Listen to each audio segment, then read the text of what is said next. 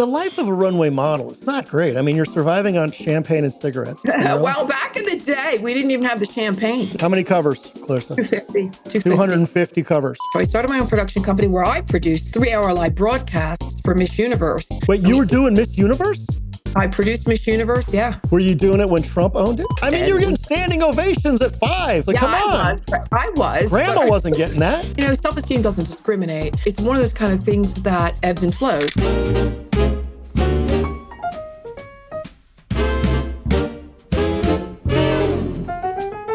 Hi, everybody. This is Dan and Dante. Welcome to another episode of Middle-Aged Mess. Today, we have a real powerhouse. I'm talking multi-hyphenate, author, producer, MC, model, royalty, keynote speaker.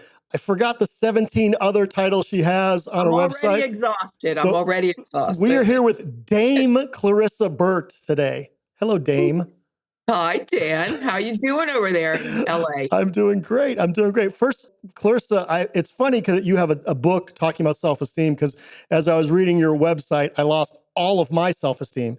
I mean, you've done a lot of things, and we're going to kind of dig into some of those today. But before we do anything, let's start with the Dame. How did you become Dame? Well, first of all, I just want to let you know that, there's a lot of things that you said. There are so many hyphens going on there. It's just because I've been around longer, Dan. It doesn't mean anything more than that. I've just been around a heck of a lot longer. So I've done a lot of stuff in that time. Where did the Dame come from? I was nominated a year and a half ago by a lovely lady that was already a part of the Royal Order. It's called the Sovereign and Royal Order of Constantine the Great and St. Helen.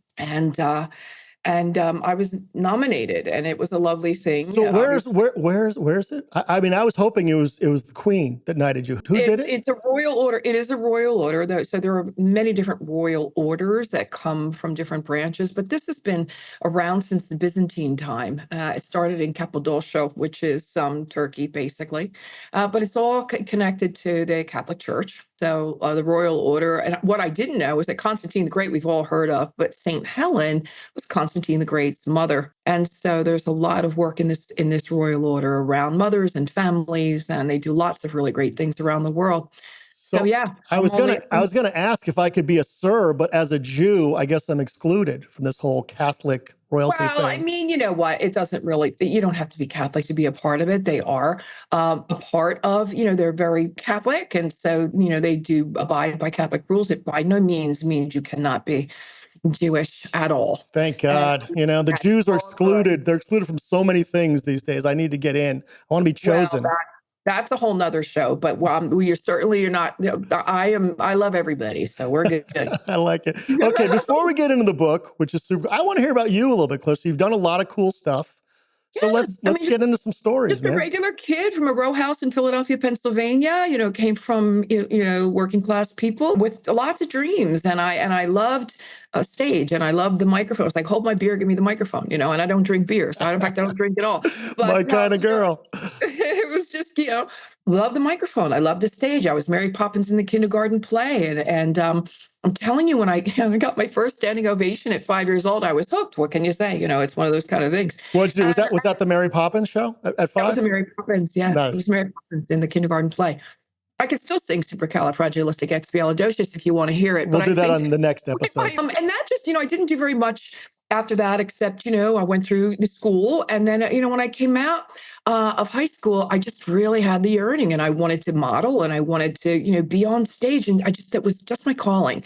And that's kind of what happened. I went into New York City. I was working there down in the garment district as an administrative assistant when I was 18, 19. And I was able to fall into a couple of different photographers and, places that needed models for their books. And, we were all sort of just trying it out. So I took some of those pictures over to Wilhelmina and to Elite. Okay. Baller. Very baller. Yeah, absolutely. And so I went with Wilhelmina. I chose to go with them in 1981. By 82, I was already over in Paris and was not a huge fan. I came back to New York for a little bit, and then Wilhelmina sent me to Italy in 83, and that's where I stayed for about 30 years. What type of modeling? Runway modeling or? All of it. Everything. Are you like 6'2"? How tall are you?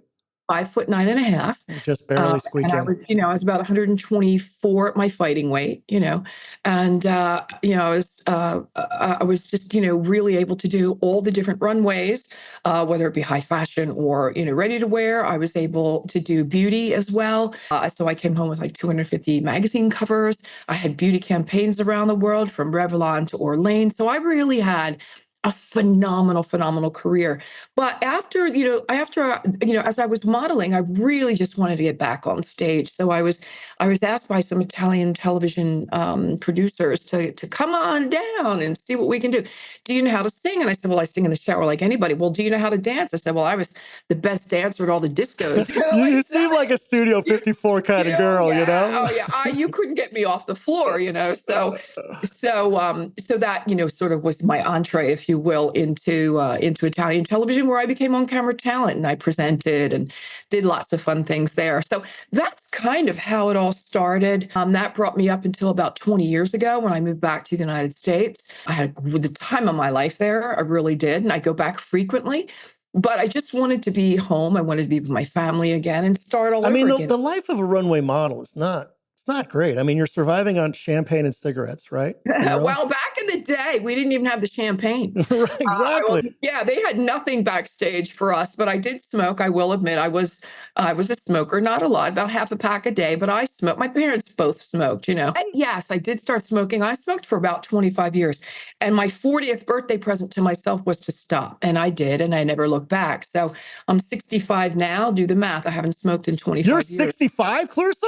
No way. Yes. I mean, I tell everybody who comes on the show they look great. I'm always lying. Yeah, you look fucking phenomenal for 65. Well, you Hello. are my new best friend. Oh my God. My new best friend, Dan. Maybe you have to zoom in a little more because I'm not seeing any of it. My goodness, you look really it's good. all there, love. Really? It's all there. But, again, it's just about taking really good care. Again, I'm thrilled I quit the smoking part, which was amazing. It was hard to do, I'm not going to lie, but I did it. And then, Dan, I had to wean myself off of sugar because, as kids back in our day, that's all we had. That's all we had. And so do you remember Fun Sticks? Do you remember Fun Sticks by chance? Yeah, there were three packages of sugar with the stick, and we ate sugar for lunch. Oh God, yeah. I mean, we ate sugar for everything. It was just everywhere. It abounded. And so we were all crack babies. I mean, truly. I know that I was I say a crack baby, obviously, and no, you were a crack baby. It's okay. I'm with you. I was right next door to you. Are you kidding? That whole kind of, being born addicted kind of thing. And then, my mother didn't breastfeed, but they weaned me on my grandmother's iced tea. Shall I tell you what that consisted of? Please, I want to hear. It was eight black tea bags in water with 8 cups of sugar. Yeah. That's it? It looked more like molasses. Well, that's what went into my bottle as they weaned me. And then they wanted to know why I was a hyper kid.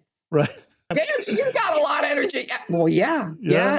Yes, ma'am, I do have a lot of energy. And I still do, funnily enough. I was going to say, it seems like you're still sipping on grandma's tea right now. I got to tell you. I don't know. I love energy and I love being energetic. I mean, there's a lot of time for us to be, living in a restful place once we're gone. So, before we get into self-esteem, I'd like the whole runway model world. Give me some stories to the runway model world. Can I have some cool stories? Gosh, I don't know. I mean, I was able to, that was really what took me all over the world traveling. And so the really cool part of it was, we would do for the pret-a-porter, which is the ready to wear, we would do Milan first, then we'd go to Paris. By the time you got to, and by the way, you're doing this like in the winter and you're outside in like these large sheds. It was really, really cold. And they never gave us food and drink there. That was not a thing yet. It is now, but it wasn't in our day. And by the way, we had no phones. We didn't have internet. There were no computers. I'm talking about the 80s. Right. Yes. So I recall. You bought a book or you just sat around and, shot the stuff with the girls, you just had some girl talk or whatever. But it was amazing. It was high energy. Because also, before you did the show, you had to go do the fittings. So it was like doing the show twice every show you did. So if you're doing a show and if you're doing 20, 25 shows in Milan, and then 10 days later, you're doing 20, 25 shows in Paris. And then the girls after that, we would go to New York. There's another 25, 30 shows. And then some girls would go on to Tokyo. I did that once, but it is exhausting work. I mean, you are I mean, the idea of tired, when you're 20, 25, come on, you Right. never get tired. But we were at fittings until midnight, 1 in the morning. And then we'd have to be at makeup for somebody else's show the next morning at 7. So Yeah. that would go on for weeks, if not months. And I started to drop out on New York for a little while. I did, all the shows in New York. I did every major show there was to do. I was there.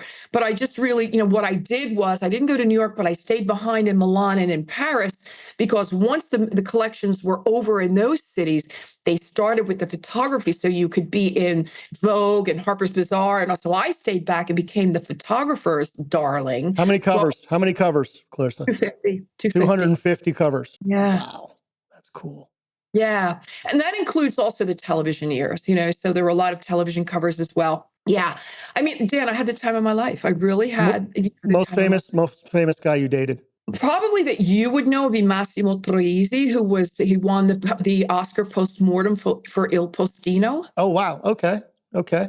Any Yeah. any So American favorites that we might? Come on. I'm all about, let's get the dirt. Spill the tea. I Spill wish I grandma's tea could for me. tell you, but I don't have any Americans because I was living over there at the time. And Got by it. the time I got back here, I was already, 50. So, God I don't know how forbid. old you are, Dan, but you God start growing forbid. up at a certain Well, the show's called Middle Age Mess, Clarissa, so you could pretty much Honestly, yeah. guess. We're Well, right you there. talk about, middle age. I'm telling you. I mean, now it's like when you start thinking about middle age, and I'm actually talking about Medicare right now. It's like, huh? It's When did that shocking. happen? Isn't it When shocking? did that happen? That's like nuts to me. Look, every morning when I look in the mirror, I'm shocked. I don't know how this happened or how I got here, but I don't know. I think that also really have a lot of, some really, really great things about this age as well is that, we don't have to run as fast. We don't have to work as hard. We are a little bit more leisurely, if we will. We get to choose who we want to hang around with. We definitely don't put up with any BS anymore. Yeah, I mean, look, I stopped giving a shit 7 years ago. Oh God, yeah, that really is, I think, the greatest. It's the greatest leveler of all, if you will. It's just like, yeah, whatever. I'm with you. It really you just go. I choose who I want to be with, when I want to be with, where I want to go, when I want to go. Accountable to no one, accept myself, and of course, I talk about that in the book when I talk about my value systems and like what I bring to the table from myself every day, let alone for the people that I want to surround myself with, and that I don't have to surround myself with. That right there, Dan, is priceless. That's worth its weight in gold. And that when you get into this age group, it's all about I can do what I want when I want. If I want to have a podcast and a show, I'm gonna. If I want to go climb a mountain in Mount Everest, I'm gonna. So it's kind of we're in a really great place that way. And for a lot of people that think that like this is kind of the beginning of the end of the road, I'm going to tell you it's not. I didn't even start in the limelight media until I was 60. And it's doing really well, and I love what I do. Wait, so we skipped a whole period. So we got out of runway modeling, and then you said you're getting into photography. I mean, come on, there's a lot of stuff going on here, Clarissa. You're talking too fast. Take a breath, man. Take a breath. So after that, I started my own production company. So I produced television for So then there was a period of my being on camera talent in Italy for many, many different shows. That started up my own production company. Do you speak Italian? Fluently. Look at you, baller. How many languages do you speak? I speak, that is the only other one I speak fluently. I can get by if I needed to on Spanish and French. Okay. Like where's the bathroom and hello, how are you? And geez, thanks a lot. I could get Screw you and where's the money are the two phrases you need in every language. Yes. Yeah, so I'm good with all of that. So, but really fluent in Italian, not the others. And then I went into my own production company. So I started my own production company where I produced 3-hour live broadcasts for Miss Universe with 18 live cameras. Wait, you were doing Miss Universe? I produced Miss Universe, yeah. Were you doing it when Trump owned it? Yep. Oh, let's talk about Trump. Well, I never met him. Damn it. Never met him. I took the license for 5 years from 1999 to 2004, I believe it was 2000. Yeah, something like that. And, I brought on the people that I needed, the producers, I was the producer. I brought on executive producers. I brought on the whole thing. The whole country was rallied into 21 different regions. And I had 21 different agents looking for girls and doing their own, Wait, isn't Miss Universe like a competition that they build up and when lower competitions move up all the way? right? Yes. Yeah. So they had it down at the time, down in the regions. They would have the not the pre not pre-final, semifinal, not semifinal, the littler shows for the little towns, right? Regional. Regionals. Thank you. The regionals. Then we came to semi nationals, and then we would go to nationals, which would go on air. So I had 100 girls there. I had 200 people of the press, and I had 2,000 people sitting in water in front of a castle in Calabria. Oh my I gosh. mean, with the 18 cameras. So those were the kind of productions I used to do. And when it almost killed me, I said, okay, I'm good. Check that off the list. Clarissa, you stay busy, sister. Yeah. You stay very busy. Yeah, And you just got absolutely. tired of it. It was just too much. Too many women speaking too many languages. You get to a point where you go, okay, wait a minute. What do I want to stay here and do this? And I knew I wanted to wind down the 20 some years that I had been there. And I wanted to come home. I wanted to come home. My sister had 4 small children. My grandmother, my soulmate, was in her last years. Everybody was moving from the East Coast here to Arizona. I wanted to come home and live that a little bit. And so I left there in 2005. Right. I came back here. I've been here ever since. Grandma has since passed. The kids are all now in college, my sister's kids. And so, life goes on. And I opened up another company. And now because of the book, I've decided that I'm going to, and the book, by the way, has been on the shelves in Barnes and Noble for the last 2 years. We're going to get there. I'm not done with your history yet, Clarissa. No, you got a lot of stuff going on. And that gives me the impetus then to say, okay, I know that I'm on the right path there with the personal development piece, especially for women between 45 and 65, whatever ish, right? Right. And so to be able to start doing now the retreats and the events, I needed to come back to the 4 pillars of self-esteem, which is look good, feel good, be good, and greater good. Well, I have these 3 taken care of, but I didn't have look good anymore. When I was in Italy, I used to be on, Home Shopping You Network. look pretty good, Clarissa. I got to tell you, I'm not blowing sunshine up your ass or anything. You look pretty good. Well, you're darn sweet. Maybe it's so I'm getting to that point, and that is, so I started a couple of months ago my own skincare line. Well, I've been doing it for years in the kitchen, making my own chapsticks and lipsticks and all the stuff, having fun for friends and family.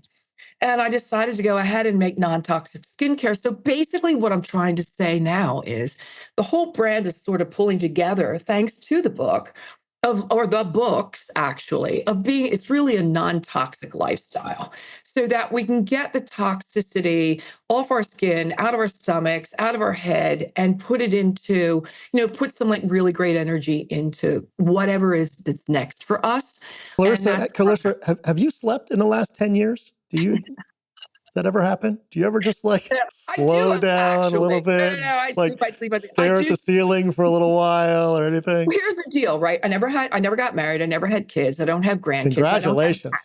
I don't have animals. Well, it's funny you should say that because some people go, oh my gosh, she never got married. Well, she's a red flag. That's awesome. Smart.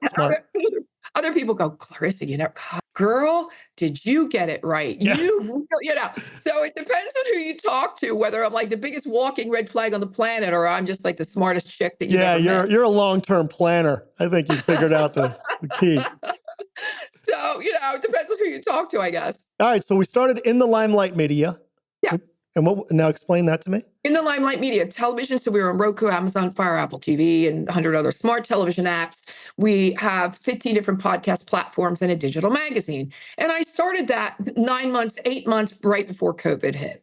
So we did a lot of really, really great content, had some really great covers. I mean, I had the Lamborghinis on the cover. I had Pagani on the cover. I had the woman that owns the castle from Downton Abbey on the cover. I mean, we had really a great magazine going on there too.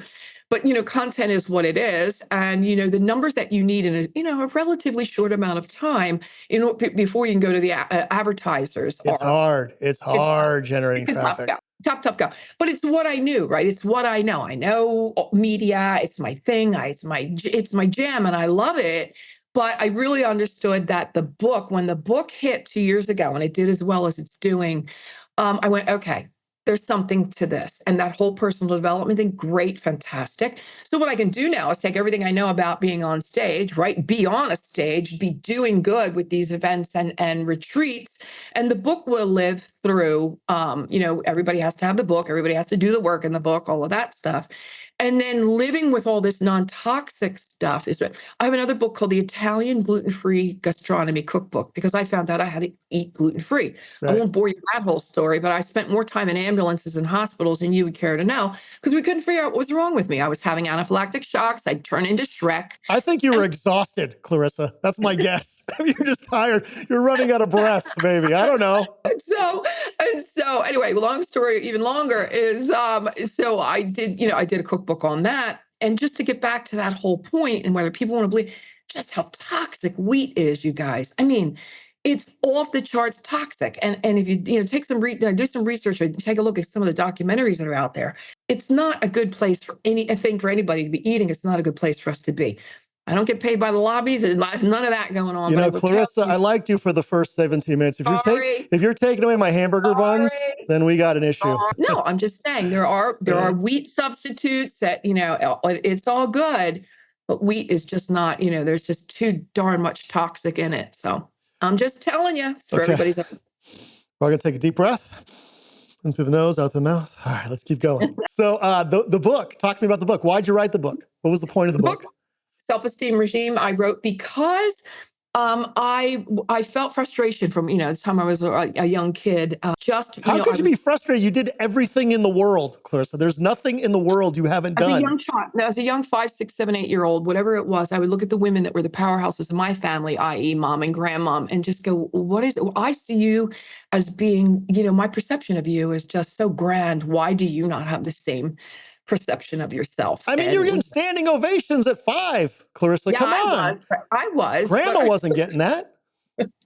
But there was also a different era, and there was a very toxic relationship that my mother got herself into with my dad, and so I was watching these women, and they just, oh, don't take my picture. I come out horrible in picture. Oh my God, I've got to lose some weight. Oh, I look. Everything was negative. Oh, a lot of the words that were coming out were negative, and it's really interesting that my mother never want to have her picture taken, and I went on to be a model.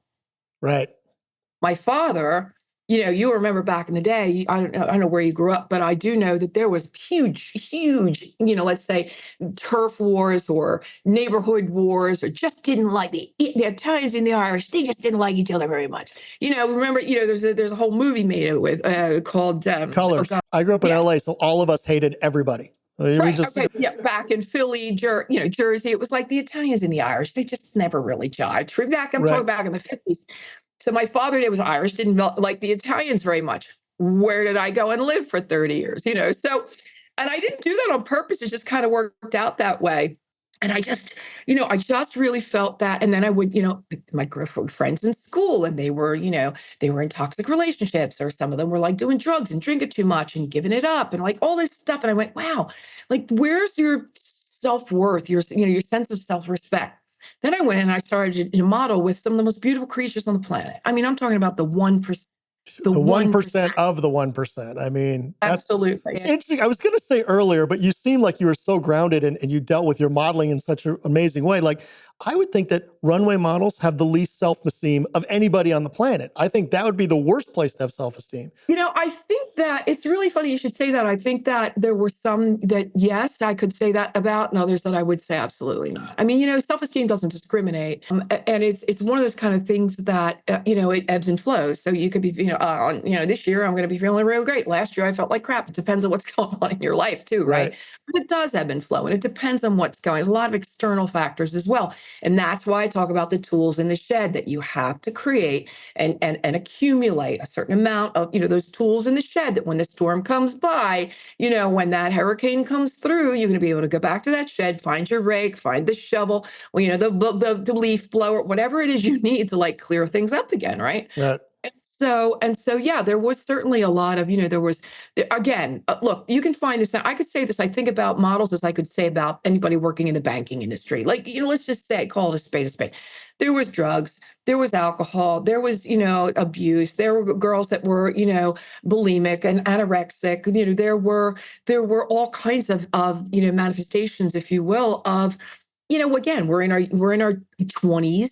We're Yeah. finding ourselves. We're out there in the world. We're working in the beauty industry, and that doesn't mean that all models. Doesn't mean that at all. There are some models that went on to have phenomenal businesses. I mean, I can name Elle McPherson, phenomenal businesses. A couple of the other girls. I'm sorry, one's not coming to mind right now. Kathy Ireland. Happy Ireland. Perfect example. Huge. Forbes 100 or Forbes 50, Yeah. whatever it. I mean, so there are a lot of the models that came, and there are other models, of course, that went on to become phenomenal entrepreneurs, really smart cookies, and others that didn't. But that doesn't, that's not just nail that down to the modeling industry. I think we could say that about many different industries as well. Again, self-esteem, it follows you wherever you go, or that your lack of healthy self-esteem, also therein. And so you have to decide along the way somewhere, do I want to be a better person tomorrow than I am today? Do I want to stop the suffering? Does the toxic stop here? Because we can talk about generational trauma as much as you want, or betrayal trauma as much as you want. We could talk about, the imposter syndrome as much as you want. We could talk about all of those different things. I usually talk about that in my head between 3 and 5 a.m. So we don't have to talk about it here. Yeah. And that's the bewitching hour. I'm up at that hour too. You can call me. We'll talk about generational trauma at 4 a.m. tonight. It's definitely the bewitching hour. But what it also, I find, is also it's the greatest time for thinking ever is that time. I get more done when it's dark outside than I ever will when the light, when the How sun about is for up. panicking? Is it a good time for panicking too? Because that's what I tend to do mostly. Well, don't do that. Let's try to find ways for you not to do that. Let's get the wheat out of your diet and the sugar out of your diet. It's never going to happen. How dare you? How dare you? It's our sacred duty to be doing the best, being the best possible us, getting together that value system that, a lot of people get value system. If I say to you, give me your top 5 right now, what's your value system? And people I usually get deer in the headlights. It's like, you don't know what values are, what a value system is. It's the blueprint with which you affront your life. It's the blueprint. It's who you bring to the table every day. It's who you bring into a relationship, whichever relationship that may be, every day. Mine is called this. I take the high road: honesty, integrity, gratitude, and honor. And if I can bring that. Wait, run those by me again. Say again. Honesty. Yep. Integrity. Yep. Gratitude. Yep. And honor. And that's what I bring every day. I'm human. I certainly have my missteps. I don't get it perfect every time, but that is what I absolutely strive for every day. The book is called The Self-Esteem Regime. Is it a regime? Is it a program? A regime is an organized way of doing things. So yes, to your point, yeah, it would be a type of program where you start with one chapter, and each chapter. So let's say the first chapter is release. If you can do that, that's 80% of the job. Man, if you can release the old stuff that you've stuffed down, all the stuff they told you, all the stuff you think you are, that you're not, you think is etched in stone, that will never change. I'm telling you, you just need to release a bunch of that old stuff. Right? And then the next chapter is rebuild. And so you start working on that. The next chapter is responsibility. Each chapter starts with a reword. Where are you taking responsibility in life, and where are you shirking responsibility? I know for me, I mean, I have my procrastination points. It's everything that has to do with left brain. I'd like to tell you I'm whole brained. I'm really right brain. I'm a super creative, right? The left brain. I don't want to talk to lawyers, accountants, Indian chiefs. I don't want to do that. I don't want to deal with contracts. I hate numbers I don't want to do all that. I have to, but I really prefer not to. 4 pillars of self-esteem? 4 pillars of self-esteem are look good, feel good, be good, and greater good. And those 4 pillars, just like any chair, needs those 4 legs. I'm not talking about a stool. I'm talking about a chair. You need the 4 legs, right? Otherwise, you're out of balance. And so looking good is So let's talk about looking good. Former runway model. How do we all look good when we're 20 pounds overweight and our hair is migrated from our head to our back? Right. And I think one of the first things we have to come to grips with is that, unless you and I have our age, I don't know how old you are, but you know how old I am. I'm 55. You got about 10 years. 10 years. You'd be robbing the cradle with me, Clarissa. Just hold your horses over there. I was holding out hope. Just stall your engines. Look, we all know that as we age, things are going to change. It's just the way it is. But I also invite you to take a look at what are you ingesting? What are you drinking? How are you maintaining your body? There are ways around that, I'm not going to lie to you. If I let my hair go out, I'm going to have some grays. There are going to be a few grays there. Color my hair. I do what it is that I know is going to make me feel better about the way I look. And when you're feeling good about the way you look in the mirror and you're feeling pretty good. You got a lilt in your step. You affront your day differently. I don't care who you are. If you walk out in a tux, you're going to feel a heck of a lot different than when you're walking out in a pair of Bermuda shorts and a t-shirt. It just is the way it Do is. people at our age group, middle age, do they just give up? Do they see things kind of going sideways and just say, fuck it, I'm out? I think a lot of people do. And that's why I'm here to invite you not to do that. Because again, people think, 60, as I was saying before, they think, 60 is the beginning of the end. And it really isn't. There's so much more life to be lived, at this age and at this stage. And I'm really looking forward to that. I'm very excited about what's next. I had a dating expert on a couple weeks ago, and we were talking about this exact subject. And she said it's shocking, mostly guys are worse than women, how guys they just could not care less about the way they look with no concept of how it, manifests in the rest of the world. You walk in with cargo shorts and a beer-stained shirt and your hair's not anything and you haven't shaved. I mean, you look like shit. People think you're shit. You pretty much are shit. Well, it's also what you project. When you look in the mirror, you see that. So if you're walking around looking like that, you're already probably feeling not so great about yourself already. Right. Most guys. So if you don't have enough self-worth to say, let me clean up a little bit, let me get that haircut, let me take a shower, let me put on a pair of khaki slacks, or even a pair of jeans. You know what I mean? Yeah. And a nice shirt. That it doesn't take a whole heck of a lot. We live in Arizona. We're a little more laid back here. We got a lot of golf shirts and golf shorts. I'm not, saying, I'm just saying, and, when you're out on a date, you can pull it together. And I think, it's intrinsic to want to look good for not only for ourselves, but also for take off the baseball hat, dude. Come on. Yeah, you're absolutely. Good. Nobody cares if you're bald. We're all bald. It's fine. Okay, let's go to be good. Be good. Feel good. Feel good. Feel good. Sorry. Diet, exercise, nutrition, wellness.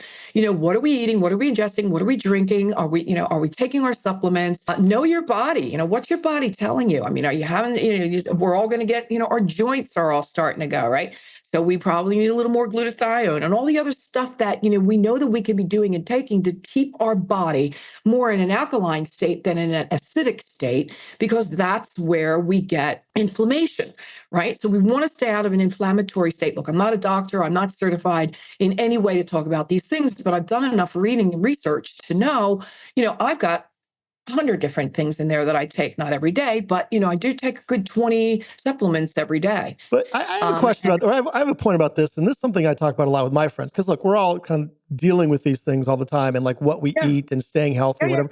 And like, I hear a lot of people saying, I don't know what I'm supposed to have. I don't know about these vitamins. I don't know about these minerals. I don't understand the supplements. I don't understand all of it. To me, it's so simple. It's so easy to eat right. We all know that if you eat Doritos and cookies and potato chips, you're fucked. We know that. We also know that if you're eating foods like vegetables that are not processed, lean meats and fruits, you're going to be better. When people say, I don't know, is it just a cop-out every time? Because they know. You know what is good and what's bad. I also know what I like. I also know what I didn't like as a kid. I was never a red meat eater. So when I took a little more research and I went into eat for your blood type, I was a blood type A, and that is vegetables and fruits. We are not carnivores. We don't eat. And I went, bingo, baby. I knew that years ago, and now the book is confirming that. So when you take a little bit of a deeper dive into who you are and what you're about, your body's going to pretty much tell you how you're doing. And so, and then there are things we know we have to be really careful with, beer, yeast that grows in our system, the candida, men can get it as well. Anything that's processed is bad, period. If it's processed, it's bad. If it's not processed, it's most likely okay. I mean, I was shopping yesterday and I was going down the aisle and I was going down the cookie aisle, which I pass every time because I know if I buy it, I'm going to eat it. And I'm looking at all these other fat old men, staring at the 10 different types of Chips Ahoy. And I'm just going, dude, you got no hope. How could you not learn in 60 years? Put the fucking Chips Ahoy away. Have a grape. You'll survive, right? Yeah. Well, when they say you go shopping, you should shop the periphery of the store, right? Shop on the periphery and don't go into the middle of the store, because that's where you're going to find your meats, your dairy, all the rest of the better stuff. And don't ever look at child eye level, because that's where all of the, Cap and Crunch and everything else is. Okay, look good, feel good. What's next? Be good. So Be that is good. where you absolutely, as I said before, it's your sacred duty to take care of your mental health, to take care of your self-improvement, your personal development.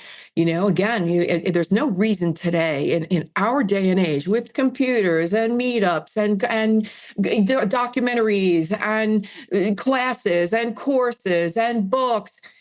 There is more information. It's a billion-dollar industry, personal development. When I was a kid, when we were young, Dan, or at least when I was a kid, there were three bookstores still in the United States. It was Barnes and Noble, Borders, and Walden Books. Yep. And when you walked into a little corner in the back there somewhere, there was a little tiny section called self-help.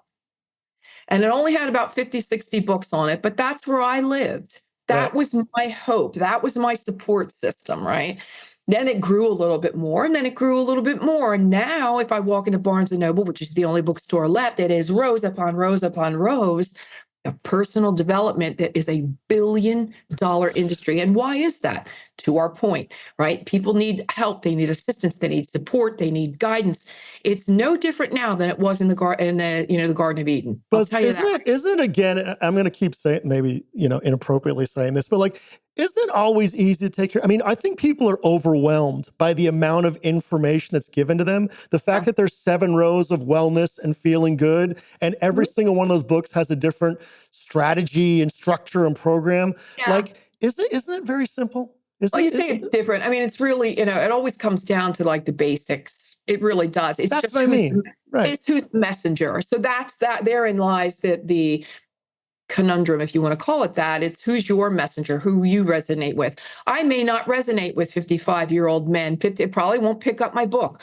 I asked for the cover to be blue so that men would pick it up, but Smart. the read is really for women. Let's be honest, right? Right.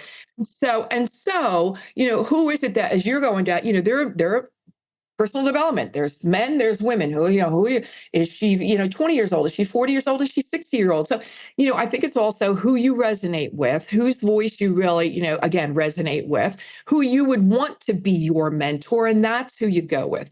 Not everybody is a Tony Robbins fan. No, he's a phenomenal gajillionaire, but not everybody resonates with him, right?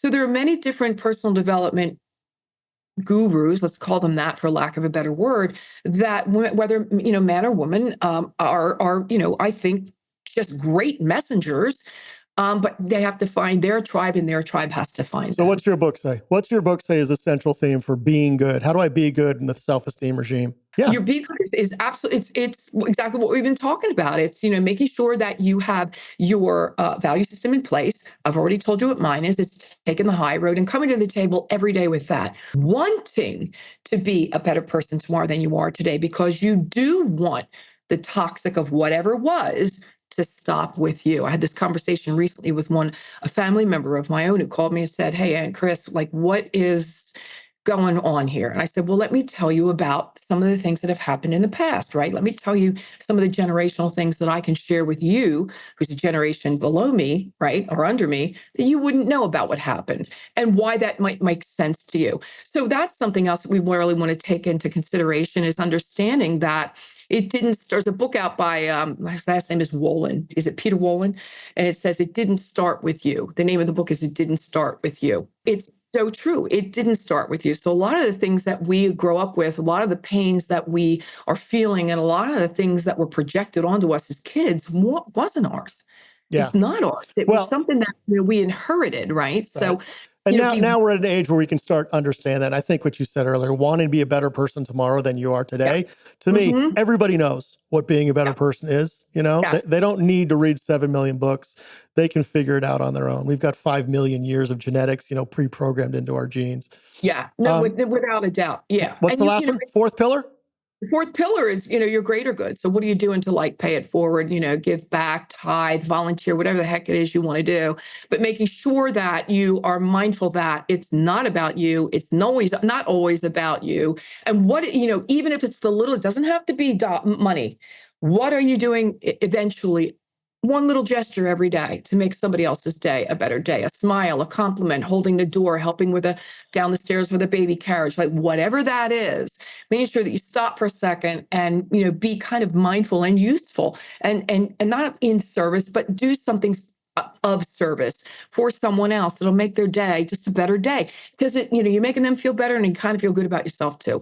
I can tell you, Clarissa, when I'm not an internationally renowned podcast host, I own senior housing communities. And it is my business. And fortunately, I make a couple bucks doing it. But I also have around 500 elderly senior citizens living their best lives because of something I put together.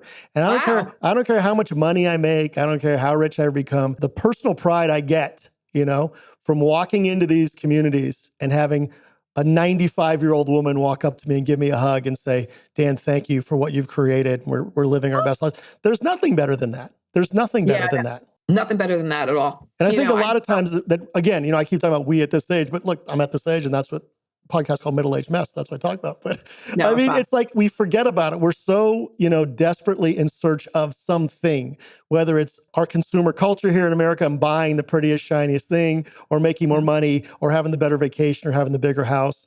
And your last pillar of feeling good about yourself and feeling that you're doing something good in the world and you're doing something that in service to other people, nothing is better than that. Nothing is better than that ever. The greater good. It really is. It's the driver. It definitely is the motivator. Yeah. I mean, I think if you focus on that more than anything else, that's a good way to be happy. That's the way to build your self-esteem. Not to get all preachy. I'm usually not preachy. I usually am talking shit to somebody, but I don't know. That's okay. Well, you got me on a good day. You got me on a good enough day. of that too. But I do want to say this. And if you get the message that you're not good enough when you're a kid, you're going to spend, and that you weren't worthy, you're going to spend the rest of your life trying to prove that you are. Right. And so this is where it's like the clarion call to parents. And I get that it's one of the hardest jobs in the world. I've never been a parent. I can't really preach from the pulpit, but I think that, again, if you work on your toxic stopping here and really starting to love and support your babies in a really healthy and positive way, the toxic we won't have toxic, communities anymore. Love it. Where can people find you, Clarissa? You can find me anywhere on social, really, or at clarissaburt.com. The book is in Barnes & Noble. It's also on Amazon and Kindle and Audible. Clarissa Burt, try and be a better person tomorrow than you were today. Thanks for coming on the show today. I really appreciate this. It's been another episode of Middle-Aged Mess with the famous, world-famous producer, speaker, author, MC, model, dame, Clarissa Burt. Thanks. We'll talk to you soon. Bye.